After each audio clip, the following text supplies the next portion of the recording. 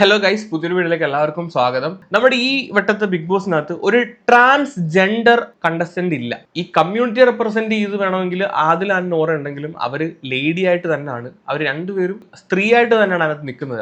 അവരുടെ ജെൻഡർ അവർ സ്വിച്ച് ചെയ്തിട്ടില്ല. പക്ഷെ മുമ്പുള്ള സീസണൊക്കെ എടുത്ത് നോക്കി കഴിഞ്ഞാൽ നമുക്ക് മനസ്സിലാവും, ജാൻമണി ആണായിട്ട് ജനിച്ചിട്ട് സ്ത്രീ ആയിട്ട് ജീവിച്ചുകൊണ്ടിരിക്കുന്ന വ്യക്തിയാണ്. നാദിറ മെഹറിൻ ആണായിട്ട് ജനിച്ചിട്ട് സ്ത്രീ ആയിട്ട് ജീവിച്ചുകൊണ്ടിരിക്കുന്ന വ്യക്തിയാണ്. ഈ സീസണിലോട്ട് വരുമ്പോഴത്തേക്ക് ആദിൽ ആൻഡ് നോറ അവർ ലെസ്ബിയൻ കപ്പിൾസ് ആണെങ്കിൽ പോലും, ആ ഒരു കമ്മ്യൂണിറ്റി പെടുന്ന ആളുകളാണെങ്കിൽ പോലും അവർ സ്ത്രീയായിട്ടാണ് ജനിച്ചത്, സ്ത്രീയായിട്ട് തന്നെയാണ് മുൻപോട്ട് ജീവിച്ചുകൊണ്ടിരിക്കുന്നത്. പക്ഷെ എല്ലാവർക്കും ഇവിടെ ഡൗട്ട് ഉള്ള ഒരു കണ്ടസ്റ്റന്റ് ഉണ്ട്, നെവിൻ ട്രാൻസ്ജെൻഡർ ആണോ, അല്ലെങ്കിൽ ഈ ഒരു കമ്മ്യൂണിറ്റിയിൽ നിന്ന് വരുന്നതാണോ, പുള്ളിയുടെ സെക്ഷുവാലിറ്റി എന്താണ് എന്നുള്ള തരത്തിലൊക്കെ കുറെ ചോദ്യങ്ങൾ പുള്ളിയുടെ സംസാരവും നടത്തവും ഒക്കെ കാണുമ്പോൾ പലർക്കും തോന്നുന്നുണ്ട്.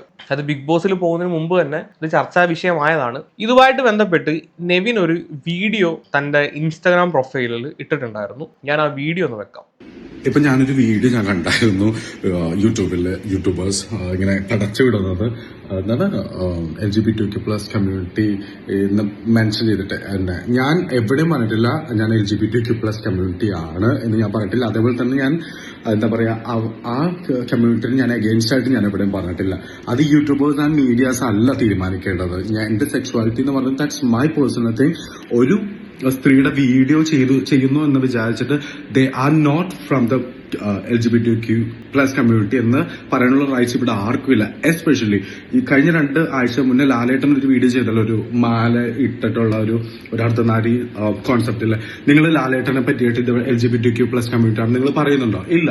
അതേപോലെ തന്നെ ദിലീപ് ഏട്ടന്റെ സെയിം വീഡിയോ ഞാൻ ചെയ്തു, മയമോഹിനി ആൻഡ് ചാന്തുപൊട്ടിന്റെ ഒക്കെ ചെയ്തിട്ടും നിങ്ങൾ ആരെങ്കിലും മൈക്ക് പൊക്കി പിടിച്ചോണ്ട് നിങ്ങൾ LGBTQ+ കമ്മ്യൂണിറ്റി ആണെന്ന് മെൻഷൻ ചെയ്യുന്നുണ്ട്. That's really wrong. ഈ ഒരു കോൺസെപ്റ്റ് മാറേണ്ടിയിരിക്കുന്നു. ഞാൻ സത്യം പറഞ്ഞിട്ടുണ്ടെങ്കിൽ ഞാൻ പോകാൻ വേണ്ടി നിൽക്കുന്ന ഈ സമയത്താണ് ഞാൻ പറയുന്നത്. കാരണം നിങ്ങളല്ല തീരുമാനിക്കേണ്ടത് LGBTQ+ കമ്മ്യൂണിറ്റി ആണോ ഗേ ആണോ വൈറോ, not your thing. Okay, whatever it is, അത് ആ ഒരു കോൺസെപ്റ്റ് തന്നെ മാറ്റും. നമ്മളൊക്കെ എഡ്യൂക്കേറ്റഡ് ആയിട്ടുള്ള മലയാളികളാണ്.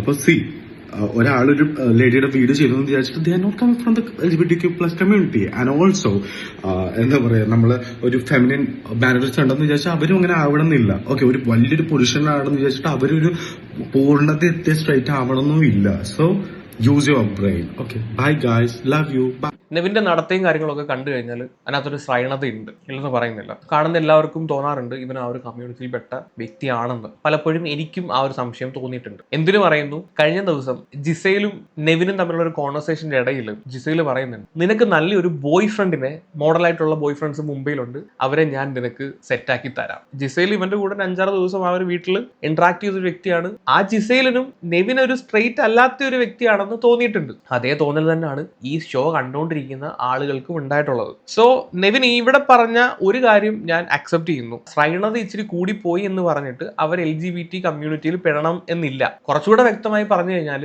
നെവിൻ ഒരു ഗേ ആവണമെന്നോ അല്ലെങ്കിൽ നാളെ ഒരു ട്രാൻസ്ജെൻഡർ ആകണമെന്നോ ഇല്ല. പുള്ളി സ്ട്രെയിറ്റ് ആണ്, പക്ഷെ ശ്രൈണത ഇച്ചിരി കൂടിപ്പോയി എന്ന് മാത്രം. അത് ഇദ്ദേഹം ആ ഒരു ജിസയിലുമായിട്ടുള്ള കോൺവെർസേഷനിൽ പറയുന്നുണ്ട്. ജിസയിൽ പറയുന്നുണ്ടായിരുന്നല്ലോ ബോയ് ഫ്രണ്ടിനെ ഒപ്പിച്ച് തരാമെന്ന്. അപ്പോൾ നെവിൻ ഉടനെ പറയുന്നുണ്ട്, എനിക്ക് ബോയ് ഫ്രണ്ടിനെ അല്ല വേണ്ടത്, എനിക്കൊരു ഗേൾ ഫ്രണ്ടിനെയാണ് വേണ്ടത്. മാത്രമല്ല ഇന്നലത്തെ എപ്പിസോഡ് എടുത്ത് നോക്കുവാണെങ്കിൽ ബിഗ് ബോസ് പ്ലസിനകത്ത് നെവിൻ പോയി ബിൻസി എടുത്ത് പറയുന്നുണ്ട്, ഞാൻ വളരെ സീരിയസ് ആണ്, എനിക്ക് ബിൻസിയെ ഇഷ്ടമാണ്, ബിൻസിക്ക് അഫെയർ ഒന്നും ഇല്ല എന്നുള്ള രീതിയിലും പറയുന്നുണ്ട്. അപ്പോൾ ഒട്ടനെ അതിന്റെ അടുത്തിരുന്ന അനുവും ബിൻസിയും കൂടെ പറയുന്നുണ്ട്, അയ്യേ, ഈ ഒരു രീതിയിലാണ് അവരും ഇങ്ങനെ കണക്കാക്കുന്നത്. സോ മൊത്തത്തിൽ ഇവനൊരു LGBT കമ്മ്യൂണിറ്റിയെ റെപ്രസെന്റ് ചെയ്താണ് വന്നതെന്നുള്ള ഒരു അശരീരി ഉണ്ട്. അപ്പൊ ഈ ഒരു വീഡിയോ കണ്ടപ്പോൾ നെവിൻ അത് പാടെ നിഷേധിക്കുന്ന പോലാണ് തോന്നുന്നത്. നാളെ ഇനി ഞാൻ ഈ ഒരു കമ്മ്യൂണിറ്റി പെട്ടതാണ്, നാളെ ജെൻഡർ ചേഞ്ച് ചെയ്യാൻ പോവുകയാണെന്നും പറഞ്ഞ് വരുമോന്നും അറിയത്തില്ല.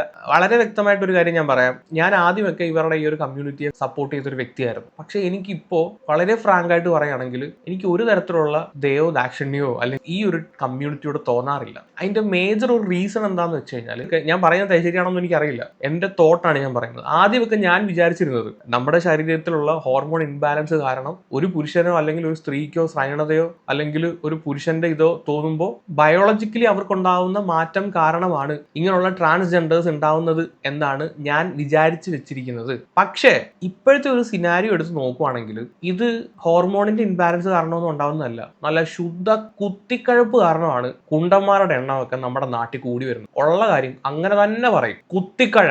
ഇത് പലരിൽ നിന്നും ഇൻഫ്ലുവൻസ്ഡ് ആയിട്ടാണ് ഈ ഒരു രീതിയിലോട്ട് ആളുകൾ ചിന്തിക്കുന്നത്, പോകുന്നത്. നല്ല രീതിയിൽ ഇൻഫ്ലുവൻസ്ഡ് ആയിട്ട്, ഹോർമോൺ ഒന്നും അല്ല അവിടെ, ഇൻഫ്ലുവൻസ് ആയിട്ട് മറ്റൊരു സാധനം കണ്ട് അതിൽ നിന്ന് ഇൻഫ്ലുവൻസ് ആയിട്ട് എനിക്ക് അതും ചെയ്യണം, ആ രീതിയിലൂടെ ചെയ്താൽ എന്താ എന്നുള്ള ഒരു രീതിയിൽ ആളുകൾ പോകുന്നുണ്ട്. അപ്പൊ അത് ഭയങ്കര വലിയൊരു വിപത്താണെന്നാണ് ഞാൻ മനസ്സിലാക്കുന്നത്. ജനിച്ചപ്പോൾ തൊട്ട് ഈ ഒരു രീതിയിൽ ഇത്തിരി ശ്രൈണത ഉണ്ട് അല്ലെങ്കിൽ ഒരു ഹോർമോണിന്റെ പ്രശ്നം ഉണ്ടെങ്കിൽ അത് ഞാൻ അക്സെപ്റ്റ് ചെയ്യുന്നു, അവരുടെ ഫീലിങ്സിനെ ഞാൻ മനസ്സിലാക്കുന്നു. പക്ഷെ ഞാനിപ്പോ ഈ പറഞ്ഞ രണ്ടാമത്തെ ഈ ഒരു കൈൻഡ് ഓഫ് കാറ്റഗറി, ഇവരെ ഒരു കുഞ്ഞ് ജനിക്കുകയാണ്, അതിനില്ല ചാന്തുപൂട്ട് സിനിമയ്ക്കകത്ത് കാണിക്കുന്നതിന്റെ കൂട്ട് കുഞ്ഞിന് ചെറുപ്പത്തിലെ തൊട്ട് അതിനെ പെണ്ണായിട്ടാണ് വളർത്തിക്കൊണ്ട് വരുന്നത്. അതിന് നോർമൽ ഒരു കുഴപ്പമില്ലെങ്കിലും ആ വളർത്തിക്കൊണ്ട് വരുന്ന സാധനം എന്ന് വെച്ചാൽ കൊടുക്കുന്ന ഇൻപുട്ട് മൊത്തം ഈ ഒരു തരത്തിലുള്ള ഇൻപുട്ടാണ്, കാണുന്നത് മൊത്തം ഇങ്ങനെയുള്ള സംഭവങ്ങളാണ്. അന്നേരം ആ കുഞ്ഞിനെ ഇൻഫ്ലുവൻസ്ഡ് ആയിട്ട് ആ കൊച്ചു ഒരു സ്ത്രീ ആയിട്ട് വളരുകയാണ്, പുരുഷനായിട്ടുള്ള ഒരു കൊച്ചു സ്ത്രീ ആയിട്ട് വളരുകയാണ്. അതാണ് ആ ചാന്തുപൂട്ട് സിനിമയിൽ കാണിക്കുന്നത്. അല്ലാതെ ദിലീപിന് ആ ഒരു സിനിമയ്ക്കകത്ത് ഒരു ഹോർമോൺ ഇൻബാലൻസ് ഉണ്ടെന്നൊന്നും അതിനകത്ത് പറയുന്നില്ല. ഈ ഒരു എക്സാക്ട് സാധനമാണ് നമ്മുടെ സമൂഹത്തിൽ ഇപ്പൊ നടന്നുകൊണ്ടിരിക്കുന്നത്. ഇതിന്റെ എണ്ണം ഇങ്ങനെ കൂടുമ്പോൾ പലരും ഇത് ഇൻഫ്ലുവൻസ്ഡ് ആവുന്നുണ്ട്, ഭയങ്കരമായിട്ട് ഇൻഫ്ലുവൻസ്ഡ് ആവുന്നുണ്ട്. എന്റെ കുറച്ച് കാനഡയിലുള്ള ഫ്രണ്ട്സ് പറഞ്ഞിട്ടുണ്ട്, അവര് സ്കൂളുകളിൽ കുട്ടികളെ വിടാറില്ല. കാരണം അവിടെയുള്ള സ്കൂളുകളിൽ ഈ LGBT കമ്മ്യൂണിറ്റിയെ ഭയങ്കരമായിട്ട് പ്രൊമോട്ട് ചെയ്യുന്നുണ്ട്. ഇത് കുട്ടികളുടെ തലയിലോട്ട് ഇത് അടിച്ചേൽപ്പിക്കാൻ വേണ്ടിയിട്ട് ശ്രമിക്കുന്നുണ്ട്. അതുകൊണ്ട് ആ കുട്ടികളും അങ്ങനെ ആയി പോകുമോ എന്നുള്ള പേടി കാരണം കുട്ടികളെ പല മാതാപിതാക്കളും, പ്രത്യേകിച്ച് ഇന്ത്യൻസ്, സ്കൂളിലോട്ട് വിടാൻ പേടിയാണ് എന്നുള്ള തരത്തിൽ എൻ്റെ ഒരു ഫ്രണ്ട് ഇങ്ങനെ പറഞ്ഞിട്ടുണ്ടായിരുന്നു. ശരിയാണോന്നും അറിയില്ല, പുള്ളിക്കാരത്തി പറഞ്ഞൊരു കാര്യം ഞാൻ ഷെയർ ചെയ്തത് മാത്രം. ഇനി അങ്ങനെ അല്ല എന്ന് കാനഡയിലുള്ള ആരെങ്കിലും പറയുന്നുണ്ടെങ്കിൽ കമന്റ് സെക്ഷനിൽ വന്നിട്ട് നിങ്ങളുടെ ഒപ്പീനിയൻ പറയാവുന്നതാണ്. ഓക്കെ, അപ്പോൾ ഞാൻ എന്ന് തൊട്ടാണ് ഈ ഒരു കമ്മ്യൂണിറ്റിയെ വെറുക്കാൻ തുടങ്ങിയത്, അല്ലെങ്കിൽ എനിക്ക് ഇഷ്ടമല്ലാതായെന്ന് തോന്നിയത് ഞാൻ ഈ ഒരു റീസൺ കാരണമാണ്. ഞാൻ മുൻപും പറഞ്ഞിട്ടുണ്ടായിരുന്നു, നമ്മൾ ട്രെയിനിൽ യാത്ര ചെയ്യുമ്പോഴും അല്ലെങ്കിൽ ബസ്സിൽ, നമ്മുടെ KSRTC ബസ്സിൻ്റെ അകത്തൊക്കെ ഒരു 3 പേരിരിക്കുന്ന സീറ്റിൽ കൺജസ്റ്റഡ് ആയിട്ട് നമ്മുടെ തോളും തൊടയും എല്ലാം തൊട്ടടുത്തിരിക്കുന്നവന്റെ ശരീരത്തിൽ ഒട്ടി ഉരുമിയാണ് ഇരിക്കുന്നത്. ഇത് മുൻപൊന്നും എനിക്ക് അങ്ങനെ ഇരുന്ന് പോകുമ്പോൾ ഒരു ഡിസ്കംഫർട്ട് ഫീൽ ചെയ്യത്തില്ല, നമ്മുടെ മൈൻഡിൽ വേറെ ചിന്തയൊന്നും വരത്തില്ല. പക്ഷെ ഇപ്പൊ ട്രെയിനിലോ ബസ്സിലോ ഇപ്പൊ അങ്ങനെ ഇരുന്ന് പോകുമ്പോൾ എന്റെ മൈൻഡിൽ വേറെ ചിന്തകളാണ്. തൊട്ടടുത്തിരിക്കുന്ന ആണാണെങ്കിലും പെണ്ണാണെങ്കിലും, ആണാണെങ്കിൽ ഇവൻ മറ്റേതാണോ എന്നുള്ള ഒരു തോട്ട് എനിക്ക് വന്നു തുടങ്ങിയിട്ടുണ്ട്. സത്യമായിട്ടും നമ്മൾ ഡെയിലി എത്ര വീഡിയോസ് കാണുന്നതാണ് ഇങ്ങനെയുള്ള ഓരോ അനുഭവങ്ങൾ. ഒരുപാട് പേര് പല അനുഭവങ്ങളും ഷെയർ ചെയ്ത് തരുന്നതാണ്, നമുക്ക് പുറത്തു പോലും പറയാൻ പറ്റാത്ത രീതിയിലുള്ള അനുഭവങ്ങൾ ഷെയർ ചെയ്ത് തരുന്നതാണ്. അന്നേരം ഈ സാധനങ്ങൾ ഇങ്ങനെ കണ്ട് ഇത് എങ്ങോട്ടാണ് ഇതിന്റെ പോക്കെന്ന് മനസ്സിലാവാൻ പറ്റാത്തൊരവസ്ഥയാണ്. ഈ നെവിന്റെ കേസിൽ എനിക്ക് തോന്നുന്നു പുള്ളി സ്ട്രെയിറ്റ് ആണ്, പക്ഷെ ശകലം ഒരു ശ്രൈണത കൂടി പോയിട്ടുണ്ട്. അത് പുള്ളിയുടെ നടപ്പിലും ഇരിപ്പിലും ഒക്കെ നമുക്ക് എവിഡന്റ് ആയിട്ടുള്ള ഒരു കാര്യമാണ്. മാത്രമല്ല ഇയാൾ കുറെ റീൽസും കാര്യങ്ങളൊക്കെ ചെയ്തിട്ടുണ്ട്, അതും ഏതാണ്ട് ഈ സ്ത്രീകളുമായിട്ടുള്ള ഇത് വെച്ചിട്ടാണ്. ആ റീൽ ഞാൻ അവരൊന്നും വെക്കാതെ ചെയ്തേക്കുന്ന ആരുമായിട്ടാണ്, മറ്റേ പുള്ളിയുമായിട്ട് അഭിഷേക് ജയദേവുമായിട്ടാണ് ചെയ്തിരിക്കുന്നത്. അഭിഷേകിനെ അറിയാമല്ലോ.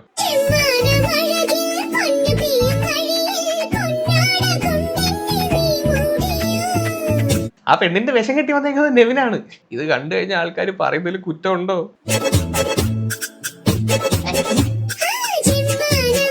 അപ്പൊ ഇതൊക്കെ പുള്ളിയുടെ അക്കൗണ്ടിൽ തന്നെ പോസ്റ്റ് ചെയ്തേക്കുന്നതാണ്. ബാക്കിയുടെ കാണിക്കുക.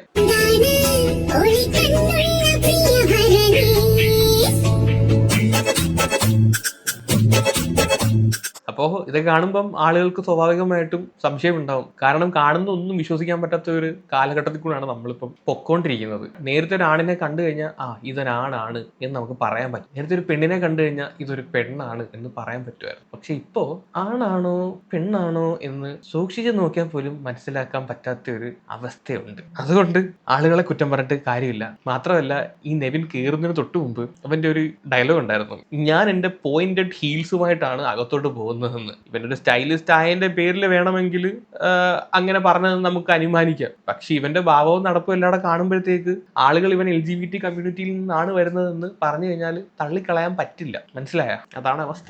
എന്റെ ഉള്ളിലുള്ള ഒരു സംഭവം പറയണമെന്ന് തോന്നി, അതുകൊണ്ട് പറഞ്ഞതാണ്. എനിക്ക് ഈ ഒരു കമ്മ്യൂണിറ്റിയോട് വെറുപ്പോ അറപ്പോ ഒന്നും ഇല്ലെങ്കിൽ പോലും പലപ്പോഴും എനിക്ക് സപ്പോർട്ട് ചെയ്യാൻ തോന്നുന്നില്ല. അതാണ് വൺ ഓഫ് ദ റീസൺ. വളരെ സിൻസിയർ ആയിട്ട് പറയുന്ന കാര്യമാണ്, സപ്പോർട്ട് ചെയ്യാൻ തോന്നുന്നില്ല. അവരും മനുഷ്യരാണ്, അവരും ജീവിക്കണം എന്നുള്ള ഒരു ചിന്താഗതി തന്നെയാണ് എനിക്കുള്ളത്. പക്ഷെ അതിന്റെ ഒരു എതിർപ്പ് എനിക്ക് വരുന്നത് പറയുന്നത് ഞാൻ മറ്റേ കാര്യം പറഞ്ഞല്ലോ, ആ ഒരു റീസൺ കാരണമാണ്. ഭയങ്കരമായിട്ട് ഇൻഫ്ലുവൻസ് ചെയ്യും. എനിക്കൊരു 10-30 വയസ്സായി. ലാസ്റ്റ് ഒരു 5-10 ഇയേഴ്സിലാണ് ഈ ടൈപ്പ് ഓഫ് ആളുകളെ പറ്റി ഇത്രമാത്രം കേൾക്കാൻ തുടങ്ങിയത്. എന്ന് വെച്ച് കഴിഞ്ഞാൽ വൈറസ് പോലെ സ്പ്രെഡ് ആയിക്കൊണ്ടിരിക്കുകയാണ്. അതൊരിക്കലും ഒരു ഹോർമോൺ കാരണം ഉണ്ടാവുന്ന സ്പ്രെഡിങ് ആവുമെന്ന് തോന്നുന്നില്ല. മനസ്സിലായ? അതുകൊണ്ടാണ് ഞാൻ ഇതെടുത്ത് പറയാനുള്ള റീസൺ. സോ എന്താണ് നിങ്ങളുടെ തോട്ട്? ഈ സെയിം തോട്ടുള്ള ആരെങ്കിലും ഉണ്ടെങ്കിൽ താഴെ ഒന്ന് കമന്റ് ചെയ്യുക. ഞാൻ പറഞ്ഞതിനകത്ത് എന്തെങ്കിലും തെറ്റുണ്ടെങ്കിൽ ക്ഷമിക്കുക. വേറെ ഒന്നും പറയാനില്ല. അപ്പൊ ശരിയെങ്കിൽ ബൈ.